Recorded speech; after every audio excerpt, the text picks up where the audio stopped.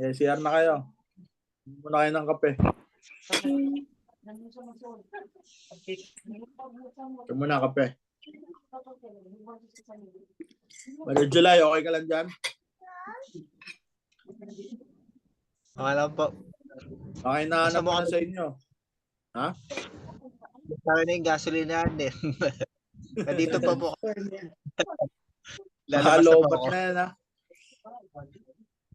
Ano po, kasi magsasara na yung gasolinahan, nandito po ako. Wala ako ng Ah, okay. Ah, okay.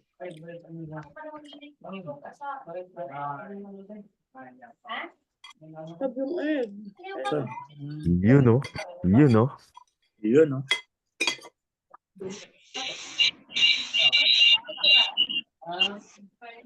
Nag-feedback. Kanino kaya yun?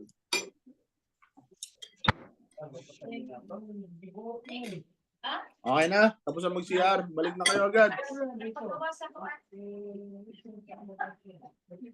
Oh, ang highest natin, 21, ha? Very good.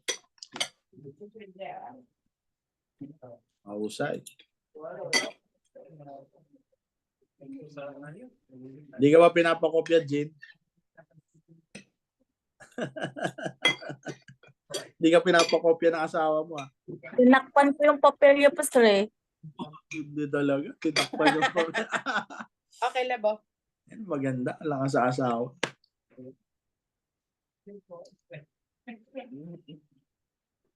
Nakikita nyo ba yung screen, mga kapatid? Kita nyo? So, yan yung pinag-aralan natin kahapon. Di ko lang naibigay. So, yan yung cycle. Nag-aaralan natin yung history. Bumalik na ba lahat? Tuloy pa ba yung ano ni Marimar? Yung honesty store? Meron ba nagtitinda dyan? Pero na po. Wala na? Wala nang honesty store dyan? Wala nang ano. Sister Abs, kamusta yung mga bata natin? Tuloy-tuloy ba? Pagtitinda? Ngayon, every Sunday po, Pastor. Nakakaipon naman. Ha? Nung Sunday, hindi po masyado nakapagtinda. Konti lang kasi naulan. Okay. Palamig po yung paninda eh. Sila lang din. Ay, Attorney Mark, pump natin ha, July 1 to 4. Huwag kang mawawala. Sa silang lang naman. Uy!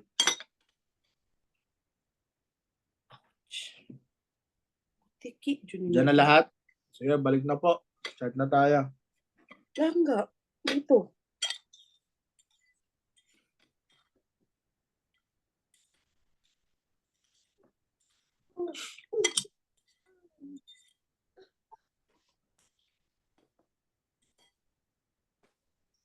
Okay, so turn your Bible in the book of Judges. Okay, Brother Pete, start na tayo mag-recording. Congratulations sa mga nakapag-exam. At least wala nang mababa ngayon. Dati mababa ngayon. At least 17. Mababa. Very good. Kasi naunawaan nyo kahit pa paano. Okay, record na, Brother Pete. Okay, so last time, pinag-usapan natin yesterday night, pinag-usapan natin yung history, no? The book of Joshua was the book of Joshua and Judges. Starting from Joshua was the history of the nation of Israel. So, pag-uusapan natin yung apat na bagay na makikita natin sa history. So, again, history is God's story. So we will talk about the personalities. Pag sinabing personalities, the main people and the main character. The main character in the book. The main character in the history. The people, meaning the group. For example, the Philistines, the Canaanites, the Amorites. Yan. So yung mga ites, the Babylonians, the Persians, the Medes and the Persians, the Romans, that are the people, and the pattern. So primarily, there are two kinds of pattern in history.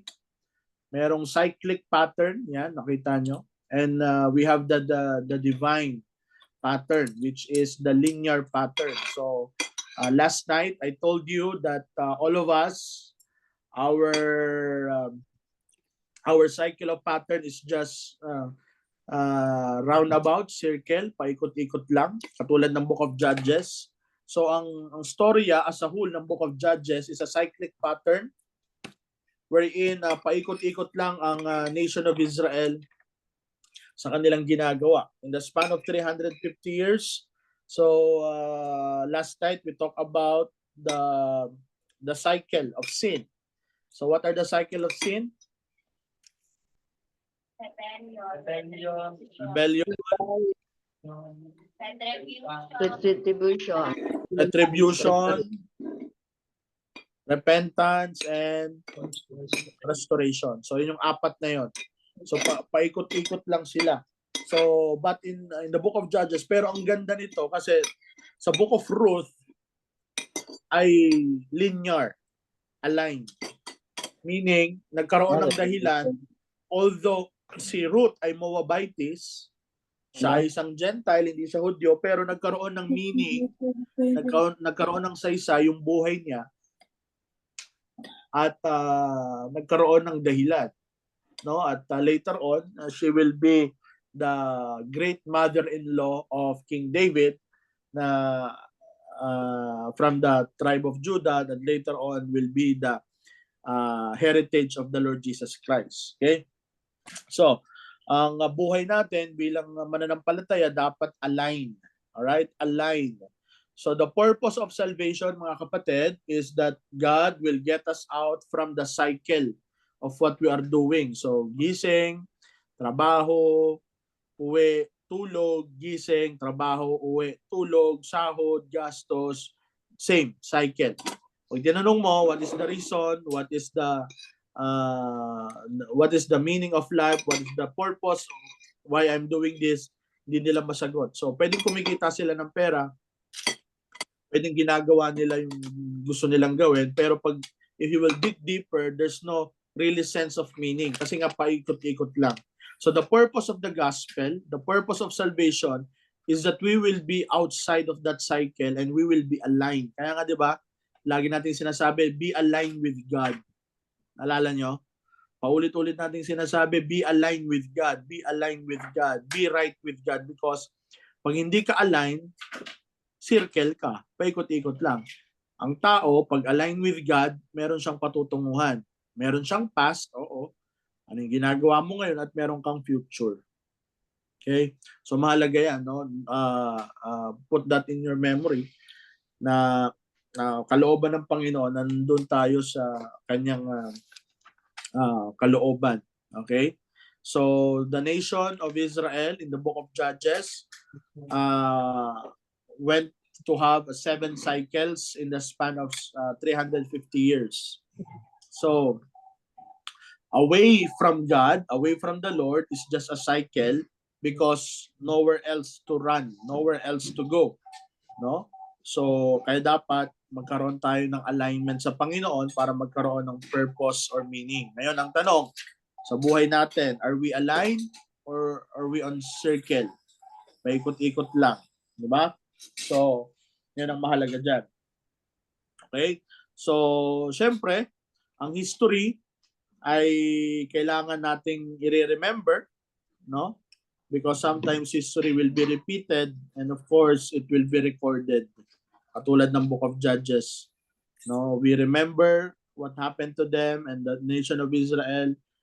They keep on repeating and of course they recorded what happened to them. Okay? So next slide. Nandito na yung mga judges na tinatawag, no? Ito yung mga deliverer. Another word for judges is deliverer. Okay? So, Brother Pete, Teacher Pete, paki-post mo nga yung next slide natin. So, isulat nyo yan. Yan. Kita nyo? Malinaw ba? So, ito po yung mga judges. 13 of them. And one is 1, 2, 3, 4, 5, 6, 7, 8, 9, 10, 11, 12, 13. Okay? So, the last judge, pang 14, si Samuel. Pero sa Book of Judges lang kasi tayo. Kaya we have 13. Okay? So, katapat niyan yung mga kalaban. Okay? Sinamarize na natin. Katapat niyan yung mga kalaban nila para madali nating maintindihan. So, we have Othniel, we have Ehud, we have Shamgar, we have Deborah and Barak, we have Gideon, we have Tola, Jair, we have Jephthah, Ibzan, Elon, no? Diyan kinuha yung pangalan ni Elon Musk, si Abdon, at saka si Samson. Nakita niyo asterisk? Yung asterisk, yan yung ano, yan yung medyo mahaba ang sinulat sa kanya. Yung iba kasi saglitan lang, pinakita lang saglitan. But the rest of the story medyo mahaba ang kanilang kwento. All right? Katulad ni Deborah and Barak. So there's only one female judge or deliverer, which is Deborah. But the command is they will always be led. Tingnan nyo ha. Sa Bible pa lang, ang principle na lalaki ang nagdi-lead. Kaya si Barak, siya yung commander. Kaya si Deborah, siya yung prophetess ng Panginoon. No? At inask ni Deborah si Barak para i-lead ang nation of Israel. So if you will open your Bible, na bago tayo pumunta dyan, no? Ay makita natin yung yung mga kwento nila at itong si sa chapter 4, okay? So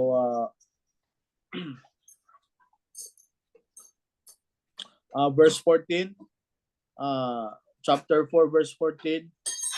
Then Deborah said unto Barak, up, for this is the day which the Lord hath delivered Sisera into thine hand. Is not the Lord gone out before thee? So Barak went down from Mount Tabor, and 10,000 after him.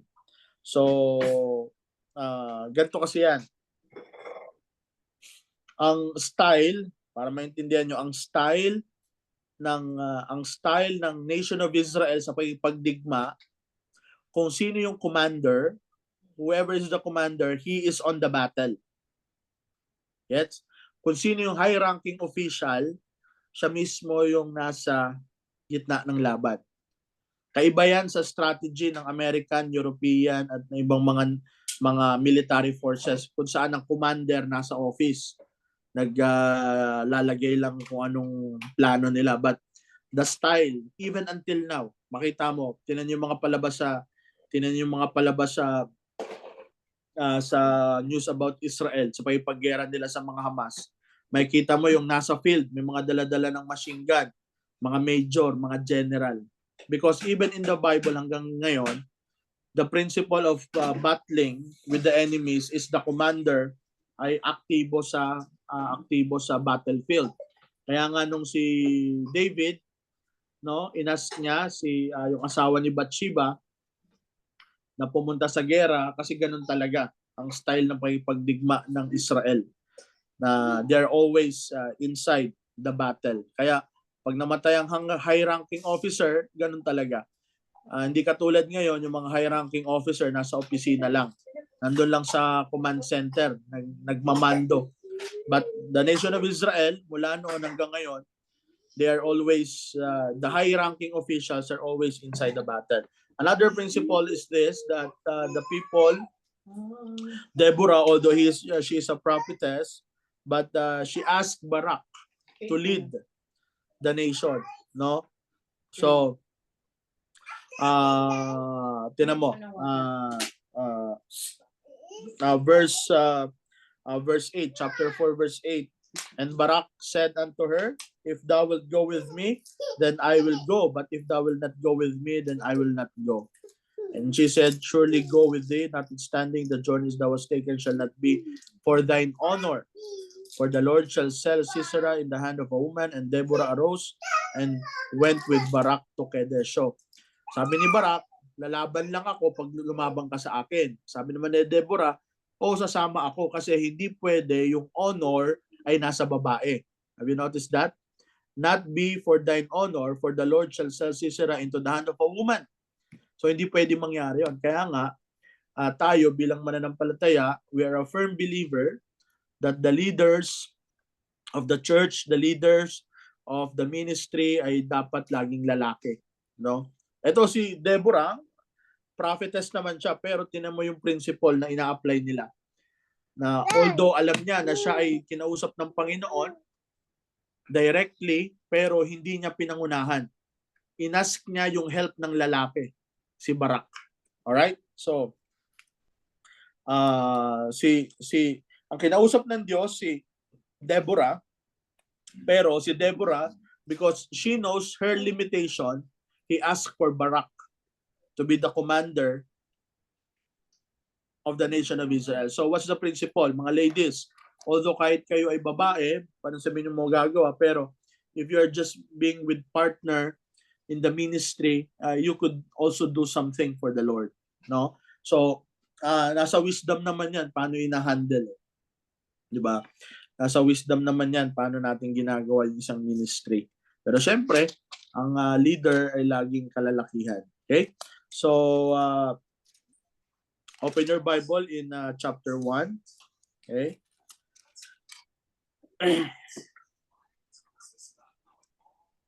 So, the book of Judges, especially the chapter 1, are the continuation of what happened in the book of Joshua. No? So, nakita nyo, now after the death of Joshua, it came to pass that the children of Israel asked the Lord, saying, who shall go up for us against the Canaanites? First to fight against them. So, patay na si Joshua, at nagtanong sila, sino ang maglilid sa amin? And the Lord said, Judah shall go up. Behold, I have delivered the land into his hand. So, Judah said unto Simon, his brother, come up with me into my lot, that we may fight against the Canaanites, and likewise will go with thee unto thy lot. So, nagsama si Judah, pati si Simeon, no, at nilid nila, and they fought with Adonai-Bezek, no, at isa sa mga hari na kalaban nila. At in verse 6, verse 7, no, makita nyo na kung paano nila tinalo ng Judah pati yung mga kalaban diyan sa Jerusalem.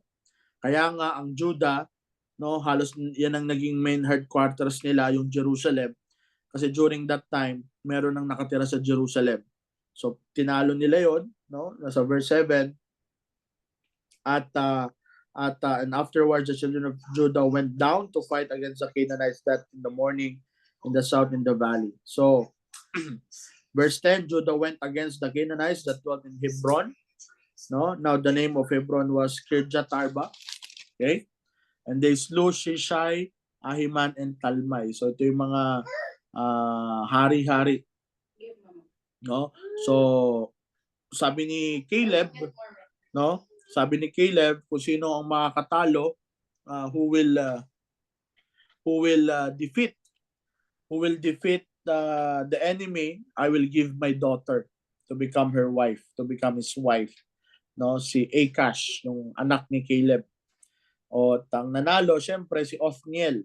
So verse 13, Othniel, the son of Kenaz, Caleb's younger brother, took it and gave him Akash's daughter to wife. So dati ganun ang no, para makapaligsahan. O sige, kung sino man nanalo, bibigay ko yung anak ko. Parang ganun ang lagi nilang sistema. Okay? So,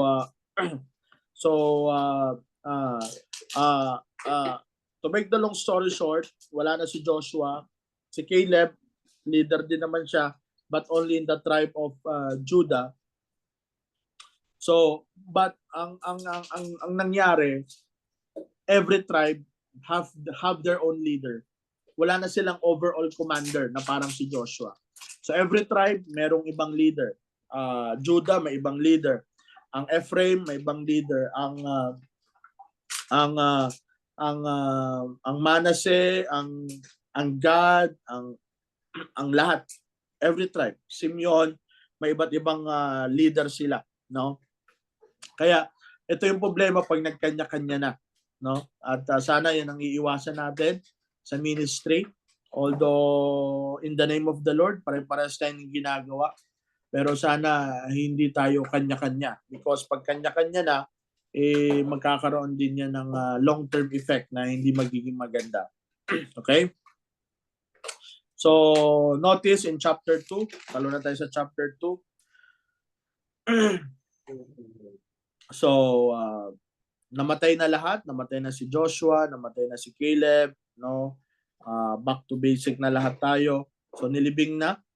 So, continue, sabi ko nga sa inyo, ang Joshua continuation ng Judges, no? Ang Judges ay continuation ng Joshua.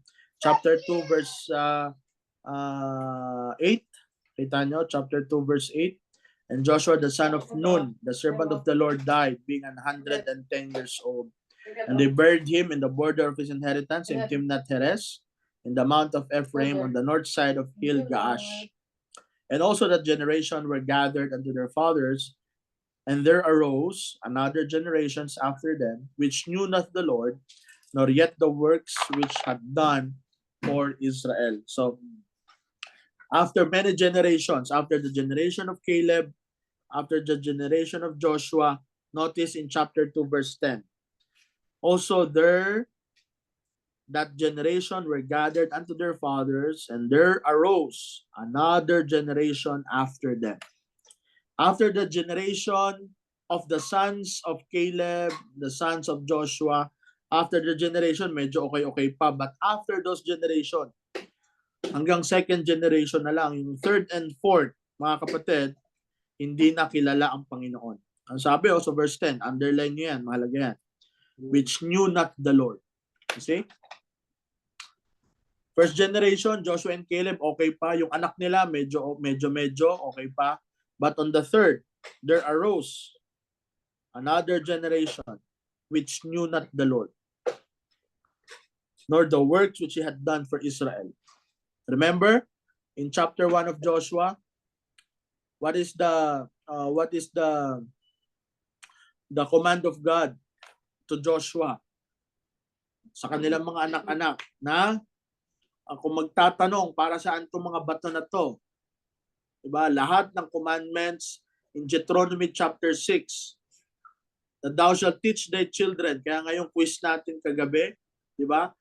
What you will teach to the children of Israel. Ang problema mga kapatid, if we fail to teach our children, there will come a generation na hindi nakilala ang Panginoon. That's the saddest thing na pwedeng mangyari sa mga pamilya natin. Pwedeng si Marimar, aktibo, pero pag yung anak ni Marimar, hindi na naturuan ng salita ng Diyos, baka yung apo ni Marimar wala na sa Panginoon. No? Pwedeng si Preacher Mark, anak nila ni Avi, aktibo pa, pero pag hindi nyo naturuan, pwedeng yung kayo o anak nyo, yung pangatlo, yung apo nyo na, hindi na susunod sa Panginoon. So, for example, kami, si Pastor Ricky, first generation, ako, second generation.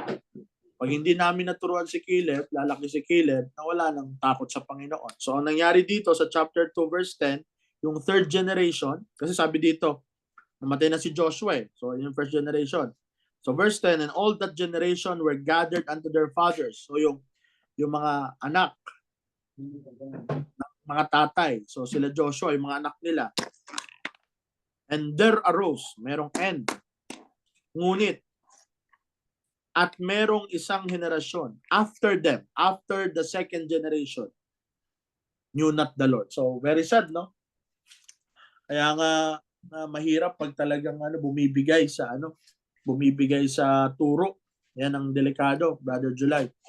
Kaya kahit dyan sa church nyo, sa BBT, careful kayo. Kayo, di ba? Leaders ka naman dyan, July. No? Mahalaga yan sa church natin. Yan ang trabaho natin bilang mga leaders. Our job as leaders is to always check our young people, always check the members. Oy, Brad, parang lumilihis na tayo Parang dahil kasi ganyan na nangyayari. Pag nag-lax tayo, if we have a complacency in teaching, and pwedeng tayo faithful, walang problema about dyan. But saddest thing is we already in heaven and we see our third generation departing from the faith because they don't have a strong biblical teaching. No? So kaya nga mahalaga na nire-remind. Di bali nang si pastor, ako, mapao sa kakapagturo, turo ng turo because that's my duty. Kaya ganyan din yan, Preacher Johnny, Preacher Mark, mga preachers, Preacher Noel, no? Preacher Peter, Preacher Sil, yan ang trabaho natin mga preachers. Keep on reminding. One of your duty as a preacher is to preach really the word of God. Kaya isa yan sa dapat na hindi nyo pang sasawaan. Kaya dapat hanggang ngayon, sana hindi na kayo nabibigla pag kayong inassign mag-preach. Hindi na kayo natataranta, hindi na kayo na nagugulat because one of our duties is really to remind the people of the counsel of God because kahit anong galing ni Joshua, galing ni Moses, but sad to say, pagpunta sa Judges, there's a generation which knew not the Lord, nor the works. Imagine nyo, nor the works. So nakalimutan na yung Red Sea, nakalimutan na yung Mana, nakalimutan na yung crossing of the Jordan River. They forget about the sun stood still. They forget about the miracles that God has given to them. All the works of God has been forgotten. So along the line, you will understand what went wrong. Anong nangyari in between, di ba? Bakit hindi na ituro? Kasi nga, probably yung mga magulang sa panahon ni Joshua ay hindi na naging stricto. Ba't nga naman nila papatayin yung mga kalaban? Nakakaawa naman. So later on, yung mga Diyos nila, kinikilala na nila. Later on, yung mga Diyos nila, sinasamba na nila. Later on, nagkaroon na sila ng intermarriages. So, tingnan nyo, mabasa naman natin yan. Verse 11. Chapter 2, verse 11. Diyan pa kayo. Malinaw pa ba boses ko? Malinaw? Am I clear? Okay, chapter 2, verse 11. So, what happened? What went wrong, mga kapatid? And the children of Israel did evil in the sight of the Lord and served Baalim. So ngayon, ganito yan. Pag malayo ka na sa Panginoon, hindi na imposible na gumawa ka na ng kasamaan. Alright? Pag nasa Panginoon ka, nako-convict ka pa napipigilan ka pa. Pero pag totally malayo ka na sa Panginoon, hindi ka na magtataka. Kaya nga, di ba, may nababalitaan tayo tulad nakaraan. Alam niyo na ba si Sir Avi? Yung isang young people na naman natin, buntis na naman. Ano yung pangalan nun? Si Iram, alam niyo na ba yon? Yung sumama last year sa camp ng junior camp. Ha? Yung nahimatay-himatay dyan sa La Cristina pa yun Oh, meron na naman kami nabalitaan dito, isang young people, buntis na naman. Si Iram. May Iram. Ilang taon lang yun? 14, 15 years old. 17 years old na ngayon. Grabe. O, di ba? Yung nalala nyo yun, nahimatay? Opo. Yun. So, tinan nyo, buntis na. You see? So, kaya talaga tayo teachers, pag lax talaga tayo sa paalala, pag follow up, may makakalusot. Kaya dyan, si Sir Marimar, Brother Pete, dyan sa Tansa, marami pa naman kayong mga young people na babae dyan. Keep on reminding, keep on teaching, huwag yung pagsasawaan at turuan dahil mahirap na makalusot, no? So, ngayon, pag malayo na talaga sa Panginoon, hindi na tayo magtataka na kung isang tao ay makagawa ng isang bagay na hindi kalooban ng Panginoon. Tingnan nyo term ng Bible, Preacher Johnny. Ano yung adjective? And the children of Israel did evil. Di ba? Parang di ba? Parang ang hirap intindihin. A holy nation, a peculiar people, a holy chosen people, pero did evil, no? Ano ba yung evil? Parang mas marumal-dumal pa yun sa kasalanan. Okay pa sana yung did commit a trespass. Diba? Parang medyo, although hindi siya okay, pero it seems na parang ang ganda pa basahin nun. Pero kung compare mo naman dito, did evil. Diba? Ano yung evil, mga kapatid? Sadya. Sadyang kasamaan. Ano yung sadyang kasamaan? Diba? The second commandment, no, they serve Baalim. Yung Diyos-Diyosan. Ito na yung sinasabi ni Moses at ni Joshua. Diba? Anong sabi sa Joshua 24:15? Whether the gods of the Amorites, in whose land you dwell, ito na yun, si Baalim. Ito po yun, si Baalim. Because before they crossed the Jordan River, remember, si Baal, di ba? Nagpadala siya ng mga prostitute para mahulog sa kasalanan yung mga nation of Israel. So yung Diyos ni Baal, nila Balak, ni Balak, ito yun, si Baalim. Yun yung other side. Ito nga, nangyari nga. Sino yung malapit doon? Sino yung malapit sa kabila? Ha? Sino yung malapit? Yung 2.5 tribe. Kasi hindi sila tumawid. Nandun sila sa kabila. Yung remember the 2.5 tribe remain on the other side. Kaya kung sino mas malapit sa peligro, yung 2.5. And in reality, mga kapatid, the first people who fall into Baalim are the 2.5 tribes. And later on, pasa-pasa na yan. Notice in verse 12. And they forsook the Lord. Not only they did evil against the sight of the Lord and served Baalim, they forsook the Lord, God of their fathers, diba?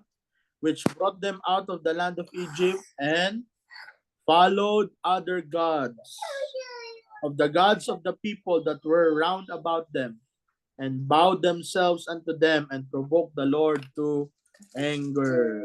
Okay, so anong sagot ni Anong sagot ni Angel kanina sa quiz? O, di ba? So, yung sagot ni Mark kanina, di ba?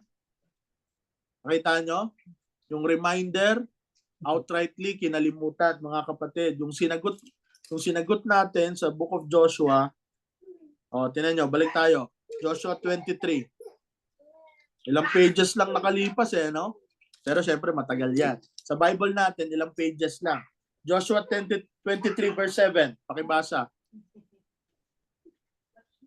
Brother Andre, lakasan mo. 23 verse 7. 23 verse Josh. 7. That ye come not among these nations, this that remain among you, neither make mention of the name of their other gods, nor trust by them, like serve them, nor lawyers and send them. Grabe, no? Grabe, Preacher Mark, no? So, pagdating sa chapter 2, verse 12, ano nangyari? Preacher Mark, basahin mo. Verse 2, verse 12. They forsook the Lord God of the fathers.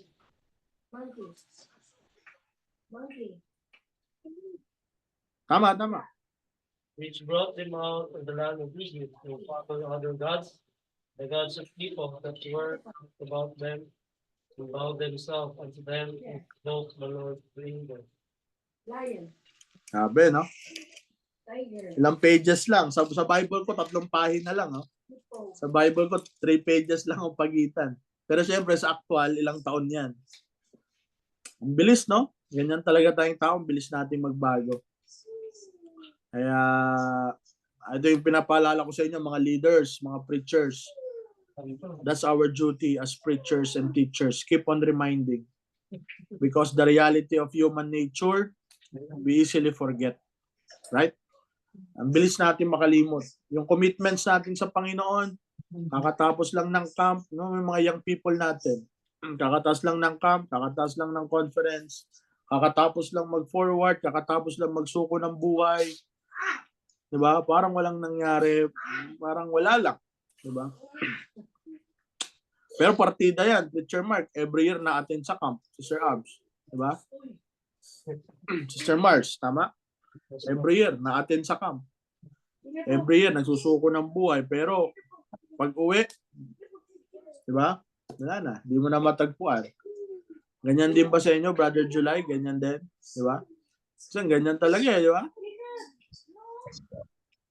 Pag after ng mga conference, after ng mga camp, after magsuko ng buhay, di ba? Dito sa Bible natin, 3 pages lang. Nagbago na ang tao.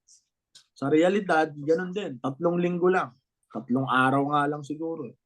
Nagbago na. Pero, anong gagawin natin? Just need to continue on. So, they bowed unto these images, no? Verse 13, they forsook the Lord and served Baal and Ashtaroth. No? So what happened? Siyempre, yun nga yung command ng Panginoon, di ba? Yung the first commandment, thou shalt love the Lord thy God with all thy heart, with all thy soul, with all thy mind. Thou shalt not any other gods before me. Di ba? Don't use my name in vain. Thou shalt keep the Sabbath day holy. So yung mga first commandments, yun pa yung mga first disobedience ng nation of Israel. So what happened in verse 14? And the anger of the Lord was hot against Israel, and he delivered them into the hands of spoilers and spoiled them, and sold them into the hands of their enemies round about, so that they could not any longer stand before their enemies. Whithersoever they went, verse 15, the hand of the Lord was against them for evil, as the Lord had said, and as they have sworn unto them, and they were greatly distressed. So that's the first cycle. The cycle, what's the first cycle? What's the first R? Rebellion. Then, what's the second? Retribution. Ito na yung retribution. Ang retribution ng Panginoon is the hand of the Lord is against them, and they will be sold in the hands of their enemies. Alright? So verse 14. Yan yung retribution ng Panginoon. So binabasa natin sa chapter 2, ito na po yung complete cycle. So verse 16, after retribution, they will what? They will repent. So nevertheless, the Lord raised up judges. Nevertheless, the Lord raised up judges, delivered them out of the hand of those that spoiled them. Verse 17, and yet they would not hearken unto their judges, but went a-whoring after other gods, and bowed themselves unto them, and they turned quickly out of the way which their fathers walked in, obeying the commandments of the Lord, but they did not so. And when the Lord raised them up judges, the Lord was and delivered them out of the hand of their enemies all the days of the judge, for it repented the Lord because of their groanings. Ito na, for it repented the Lord because of their groanings. Yan na, humihingi na sila ng tawad by the reason of their oppressed them and vexed them. And it came to pass, tinan nyo, verse 19, and it came to pass, when the judge was dead, they returned and corrupted themselves more than their fathers in following other gods, to serve them and to bow down unto them. They ceased not from their own doings, nor from their own stubborn way. And the anger of the Lord was hot against Israel, and he said, because this people has transgressed my covenant, which I commanded their fathers, and have not hearkened unto my voice, I will not henceforth drive them out any from them, let the nations which Joshua left when he died. And through them that I may prove Israel whether they will keep the way of the Lord, to walk therein as their fathers did keep it or not. Therefore the Lord left those nations without driving them out hastily, neither delivered he them into the hand of Joshua. So you see, that's the cycle. Paulit-ulit ganon. They will make mistakes. They will fall into false gods. They will bow before that God. The Lord will be angry with them. The retribution is they will be oppressed with other nations. So they will later on will pray to the Lord in verse 18. They will repent. No, they will cry, Lord, have mercy. Lord, please forgive us. We will now follow you. And the Lord will give a judge, right? Magpapadala ng deliverer para talunin yung bansang sumakop. So nagiging malaya na sila. Ngayon, pag malaya na sila, babalik na naman sila sa dating gawi. At ang sabi nga sa verse 19, tingnan niyo sa verse 19, they corrupted themselves more than their fathers. So meaning, pag bumalik sila, mas lalong lumalala. Right? So when they went back into whoring, they went back into idol worship, mas nagiging mas malala pa sila kaysa sa nauna. No? So very sad story, and that's the whole cycle. Kaya paulit-ulit yan. 7 po yan. 7 times yan paulit-ulit na naging ganyan. na ang tao ay gumawa ng bagay na hindi kalooban ng Panginoon, no? Everyone did which was right in his own eyes. Okay? So, yan ang nakakatakot pag ang tao ginawa niya na which is what is right. Hindi niya na kinukonsider, no? Yung mga bagay na spiritual. Okay? So that's what happened. Kaya yan na. Simula ano na yan, sunod-sunod na yan na mga judges. Okay? So ang una natin si Othniel. Yan. So si Othniel ay younger brother ni Caleb. Okay? So he went to deliver the nation of Israel against the king of Mesopotamia. Chusan verse 10, no? Medyo mahirap lang banggitin. Chusan Richataim, no? So, yeah. After Othniel, the nation of Israel had a rest for 40 years. Okay? So nagkaroon sila ng magandang pagsasama. But after 40 years, bumalik na naman, verse 12, and the children of Israel did evil again in the sight of the Lord, the strength, no, Eglon, no, si Eglon, the king of Moab. So si Eglon ay ito naman ang sumakop sa kanila. At itong si Ehud, anong ginawa niya? Si Ehud ay kaliwete. May mga kaliwete ba sa inyo? Sino mga kaliwete dyan? Ang ginawa ni Eglon ay habang nandun siya, pinapasok siya sa kwarto ng hari at pinatay niya yung hari, no? At habang verse 17, no, si Eglon ay masyadong mataba na hari, no? At after niya patayin, yun na. So verse 21 to masyadong nakakatuwa lang kasi very detailed ang pagpatay doon sa hari.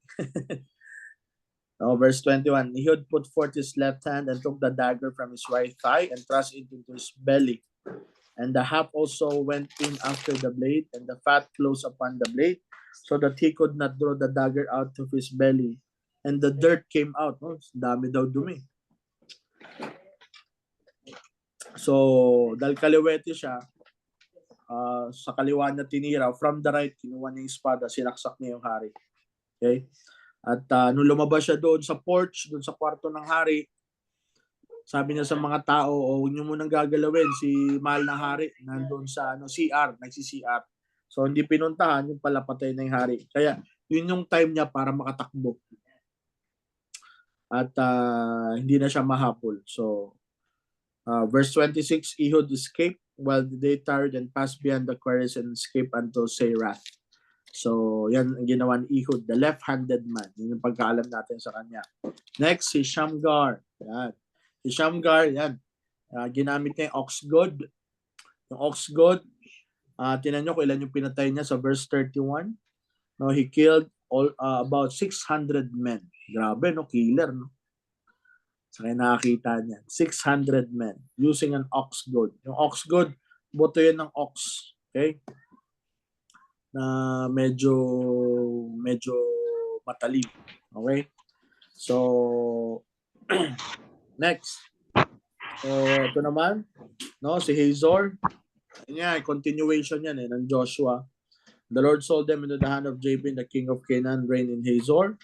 No? So, si Deborah, ito na yung kunento natin kanina, pati si Barak nagtulungan. Okay? So, nakita niyo asterisk sa presentation. Pag may asterisk, ibig sabihin yan yung haba. Si Deborah at si Barak medyo mahaba ang kanilang Tapos, yan na. Sumunod na si Gideon. Si Gideon, kakaiba naman ito. No? And already know the story. Of course, the angel appeared to Gideon no? Yung fleece galing sa langit, nagpakita, tapos sabay tanong ni Gideon, Lord, give me a sign. So si Gideon, siya yung klase ng tao na lagi naghahanap ng sign. Lord, give me a sign, give me a sign. So kakaiba to si Gideon because no, from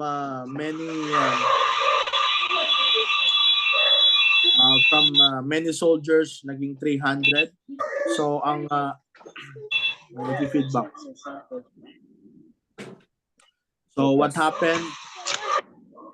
What happened is the battle are always won by God's strength and strategy.